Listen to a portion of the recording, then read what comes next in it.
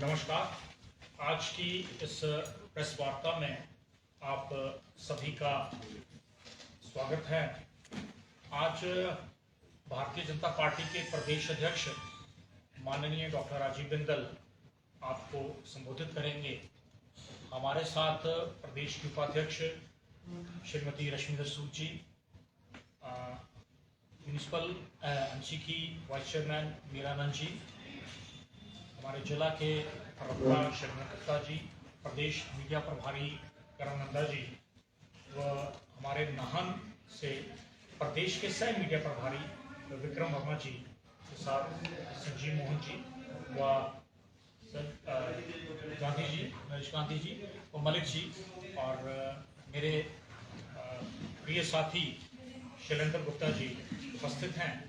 तो मैं रिक्वेस्ट करूंगा डॉक्टर साहब से कि इस पर संबोधन करें। सभी मीडिया के साथियों को सादर नमस्कार।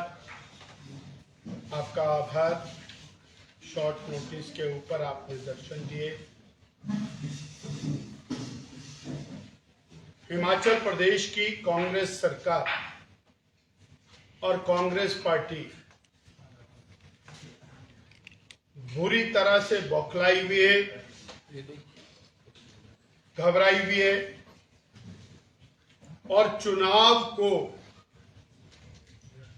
येन केन प्रकारेण किसी भी तरह से उस चुनाव को हाईजैक कर लेना चाहती है। आज लाहौल स्पीति विधानसभा क्षेत्र में काजा में जो घटना हुई है वो सिर्फ निंदनीय नहीं है,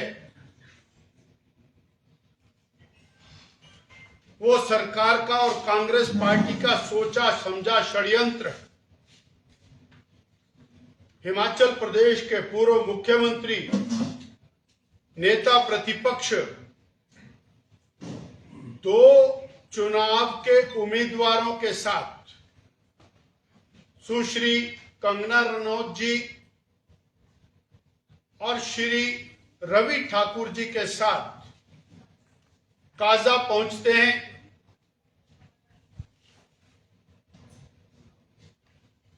पूर्व में सूचना दे दी गई एसडीएम को, डीसी को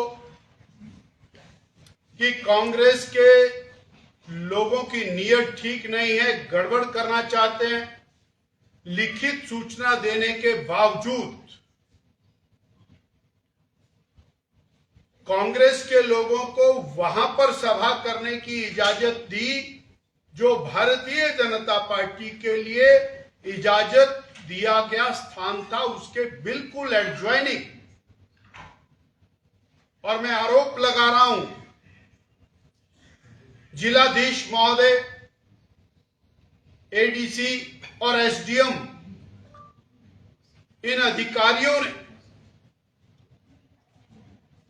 कांग्रेस पार्टी के साथ मिलकर उस स्थान की परमिशन दी जहां पर नेता प्रतिपक्ष जनसभा करने जा रहे थे और परिणाम भी उसी प्रकार का हुआ। सोची समझी रणनीति के तहत जनसभा खत्म होते ही कांग्रेस के लोग जनसभा की तरफ बढ़े, काले झंडे लेकर के सड़क पर बैठ गए, जिस सड़क से नेता प्रतिपक्ष पूर्व मुख्यमंत्री माननीय जयराम ठाकुर जी को, सुश्री कंगना जी को, श्री रवि ठाकुर जी को जाना था। और इसमें परमिशन देते समय प्रशासन ने, सरकार ने यह जानने का प्रयास नहीं किया कि वहां पर किनकी कांग्रेस का कौन सा नेता आ रहा है। कोई नेता कांग्रेस का वहां पर नहीं आया और केवल योजना पूर्वक षड्यंत्र के तहत नेता प्रतिपक्ष की गाड़ियों के ऊपर हमला किया गया। कंगना रनौत के ऊपर हमला किया गया, रवि ठाकुर पर हमला किया गया। रोहन कपूर नाम का एक युवा मोर्चा का कार्यकर्ता इस बुरी तरह से मारा कि उसकी टांग टूट गई, फ्रैक्चर हो गया। और कैसे वहां पर भारतीय जनता पार्टी के इतने सारे कार्यकर्ता थे जिन्होंने चारों तरफ से घेर करके जयराम जी को, कंगना जी को, रवि ठाकुर जी को और हमारे उत्तराखंड के एक माननीय मंत्री हैं उनको बचाया। कांग्रेस का और सरकार का बस चलता तो ये वहीं पर इनको, हमारे नेताओं को ढेर कर देते। माननीय पूर्व मुख्यमंत्री के साथ इस प्रकार का व्यवहार चुनाव के अंदर हो रहा है। चुनाव आयोग की भूमिका के ऊपर सवाल है। चुनाव आयोग लगातार सरकार को प्रोटेक्शन दे रहा है, यह भी मैं आरोप लगा रहा हूं। Free and fair election Himachal Pradesh के अंदर किसी भी रूप में दिखाई नहीं देता है। फर्स्ट इंफॉर्मेशन रिपोर्ट FIR वो वहां पर दर्ज कराई गई है, परंतु किसी प्रकार की कार्रवाई की उम्मीद नहीं है। रवि ठाकुर जी भारतीय जनता पार्टी के उम्मीदवार हैं। मुख्यमंत्री जी और कांग्रेस को इस बात की तकलीफ है कि वो कांग्रेस छोड़ के भाजपा में आए। जब वो कांग्रेस पार्टी में थे तो उनका मकान जहां बना हुआ है वो ठीक था। जब वो बीजेपी में आ गए तो वो मकान जहां बना है वो खराब हो गया। वहां पर डोजर चल रहा है। उनकी चार दीवारी पहले तोड़ी और पिछले कल, यानी माहौल डराने का बनाने के लिए, जनता को, वोटर्स को डराने के लिए कल फिर सारा दिन उनकी प्रॉपर्टी पर डोजर चलाया गया। ये सोच रहे कि हम डोजर वाले बाबा बन जाएंगे। वो जो डोजर वाला बाबा है वो गुंडों मवालियों के ऊपर डोजर चलाता है, पर मुख्यमंत्री जी आप चुने हुए प्रतिनिधियों पर डोजर चला करके सत्ता कंटिन्यू नहीं कर सकते हैं। वोटर्स को धमकाया जा रहा है और ये स्पष्ट संदेश देने का प्रयास है कि जो भारतीय जनता पार्टी को वोट देगा, उसके लिए वोट मांगेगा, उसकी टांगे तोड़ दी जाएंगी। और तोड़ दी गई। इस प्रकार का गुंडा राज चल रहा है हिमाचल प्रदेश के अंदर।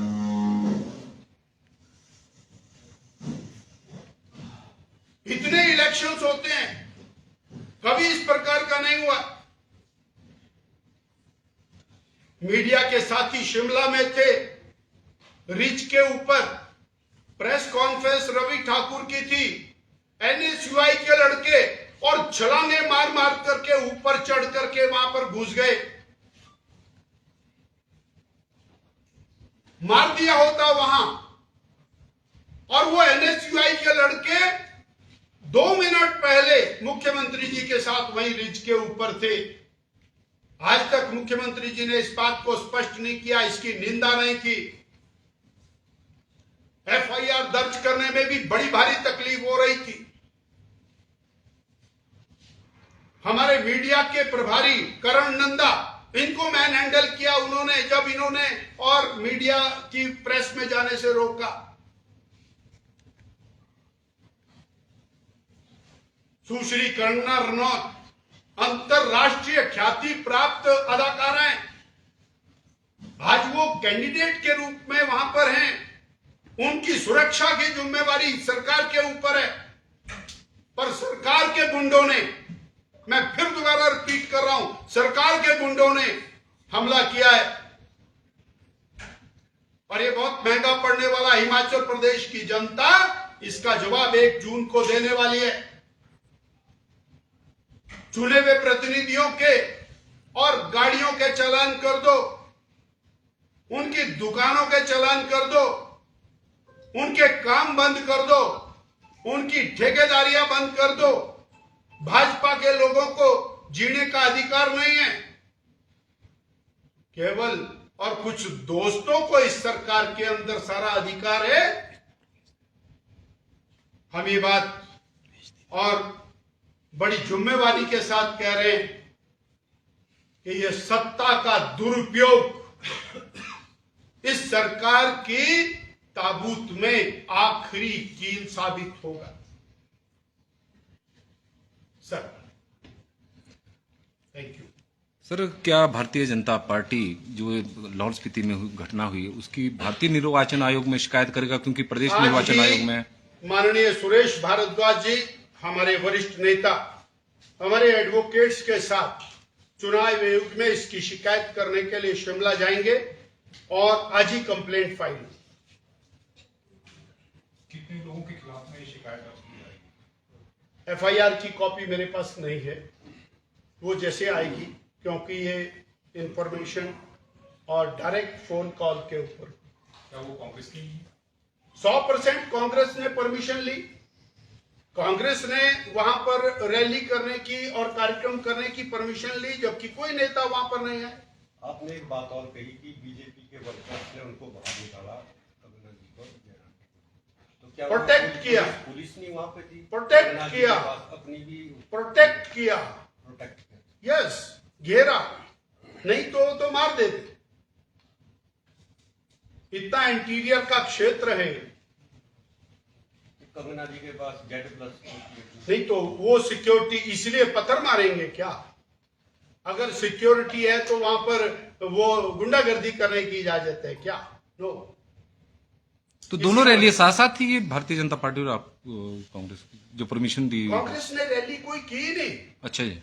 उन्होंने परमिशन ली, और परमिशन क्यों दी डीसी साहब ने?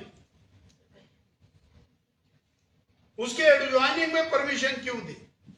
सर, आप कह रहे हैं कि सरकार के गुंडों ने हमला किया और चुनाव आयोग भी सरकार के कहने पे काम कर रहा है, और अब आप उन्हीं के पास शिकायत लेके जा रहे हैं। क्या उम्मीद है आपको कि कोई इसका निकलने वाला कुछ इसका? लोकतंत्र में जो अधिकारी है, भाजपा अगला कदम क्या होगा? जो अधिकारी है वही अधिकृत है, और हम स्टेट इलेक्शन कमीशन के पास जा रहे हैं, जबकि जिला का निर्वाचन अधिकारी उन्होंने परमिशन दी है, और हम बिल्कुल उम्मीद करते हैं कि वो इसके ऊपर कार्रवाई करें। इस कार्रवाई नहीं होती है तो बीजेपी का अगला स्टेप क्या रहेगा? पहले कार्रवाई की इंतजार करेंगे। जनता की अदालत में तो खड़े ही हैं। धन्यवाद। बहुत धन्यवाद सर, थैंक यू सर।